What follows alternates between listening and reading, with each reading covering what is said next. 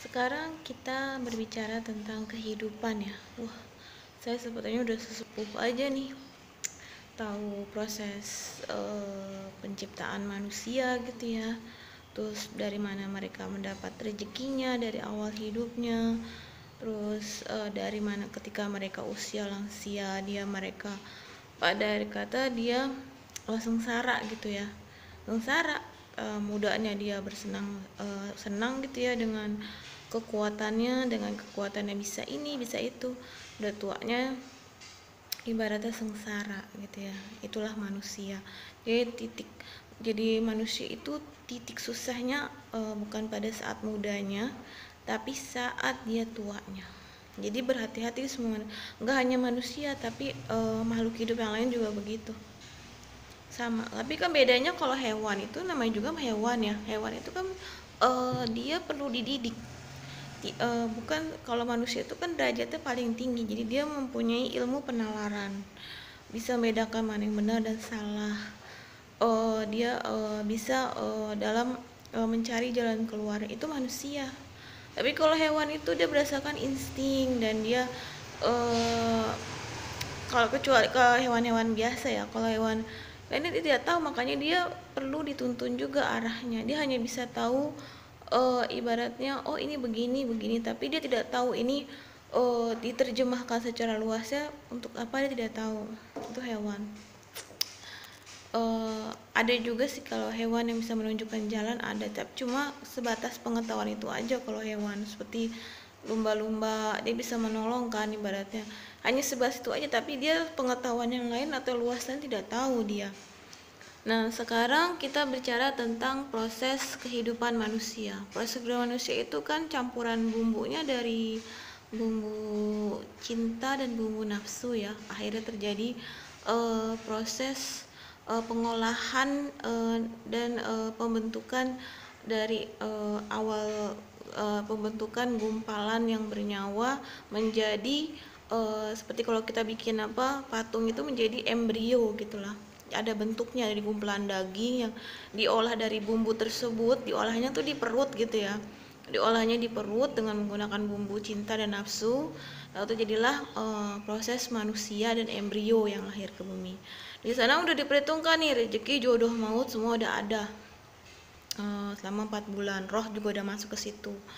Nah dari situ ibaratnya ditentukan nih rezekinya siapa, rezekinya jodoh, dan mautnya kapan itu udah proses karir.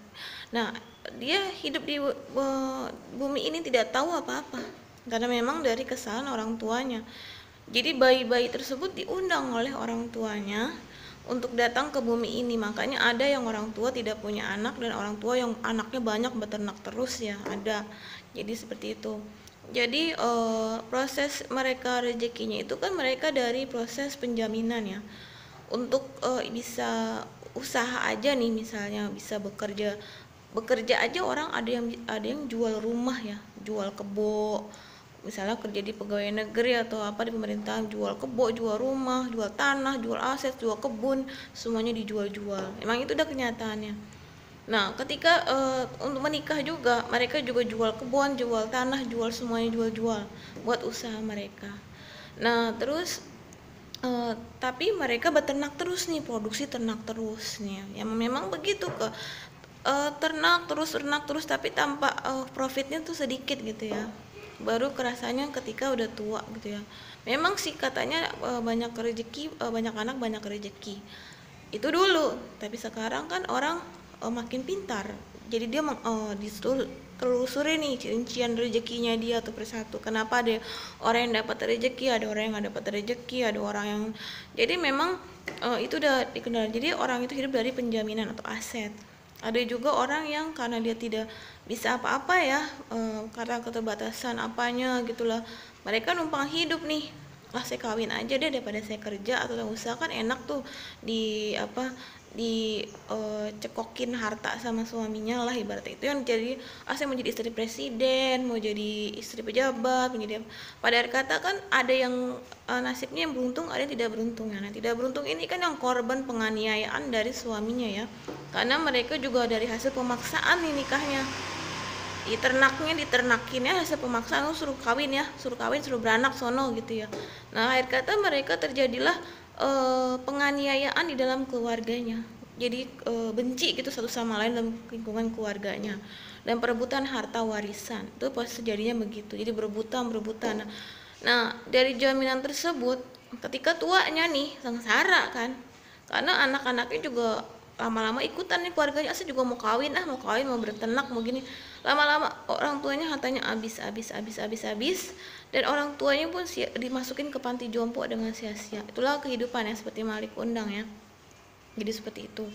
Nah ada orang juga memaksakan diri nih ya untuk bisa ini, makanya gini ya kata orang kan ya, kita tuh harus tahu progresnya ya, batasan kemampuan kita, bisa mengukur diri kita sendiri dan jujur pada diri kita, mampu nggak sih nih, hitung-hitung jangan spekulasi, hitung-hitung bisa nggak nih nanti bisa berbuat adil sama anak saya yang udah saya buat nih ciptaannya dari perut saya nih misalnya, bersama suaminya lah ibaratnya gitu ya, bisa adil, tidak berkata kasar, karena memang di mereka bayi-bayi itu adalah termasuk diundang sama orang tuanya. Nah karena ekonominya jadi seperti ini, makanya orang tua ibaratnya menjadi ekonominya corot manut ya dunia ini ya. Ada kata manusia itu tidak memperhatikan anaknya seperti kucing, jadi lama-lama dia suami yang ini miskin pindah ke suami yang kaya, pindah ke suami yang ini bisa ngempanin tuh anak-anaknya dia gitu ya. Nah setelah itu diempanin tuh semuanya, akibatnya apa? Kita kan ngelihat data ya, data dari perkawinan keberapa, oh ini ras kucing, tapi mereka kan lama-lama tuh sistemnya itu di rumusannya runaway, kawin dan beranak, mereka rumusannya seperti itu tanpa mengkoreksi diri, karena memang orang kalau tingkatannya stres makin tinggi dia makin beranak terus, memang makin produksi anak terus tapi uang kurang gitu, jadi begitu kalau jadi fatalnya tuh di situ gitu ya. Nah, sekarang yang saya bahas itu gimana nih jadinya? Karena mereka udah mau membentuk penciptaan aja, udah jual rumah, jual aset, jual jiwanya dijual nih untuk mendapatkan sesuatu gitu ya. Jual ini, makanya kan banyak orang yang berkompromi dengan iblis ya. Mereka utangnya banyak nih di bank dengan segala cara, bertenang terus. Akhir kata mereka karena takut dikejar-kejar bank nih, akhirnya mereka mengganti identitas palsu. Yang terjadilah akibatnya ibaratnya iblis masuk nih ke wilayah badan kita, tubuh kita. Jadi data fisiknya sama data jiwanya berbeda, karena sebelumnya untuk mencari segala sesuatu mereka menjual aset dan menjual jiwanya. Jadi itu. Nah, bagaimana penyelesaiannya? Jalan keluarnya apa gitu, karena memang manusia sendiri yang bersalah terhadap Tuhannya ya, yang ibaratnya bodoh ya, dia kan menciptakan manusia ya walaupun Adam dan Hawa ibarat telanjur membuatkan manusia, tapi setidaknya kan itu bukan sebagai alasan gitu untuk menyakiti keluarganya sendiri. Jadilah intinya gini ya, pintar berkoreksi diri sebelum bencana datang. Pintalah, saya sebenarnya yang salah itu dari mana sih gitu, dari saya yang mengambil hak orang lain, atau orang lain mengambil hak saya, atau saya jadi korbannya.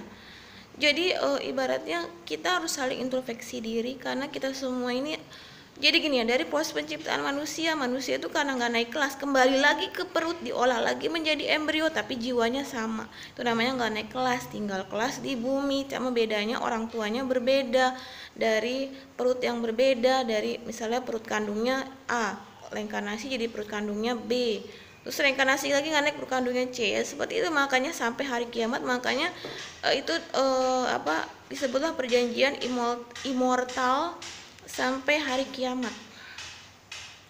Jadi saya cuma ngasih tahu itu aja ya, semuanya saya udah kasih tahu dan terserah Anda sendiri.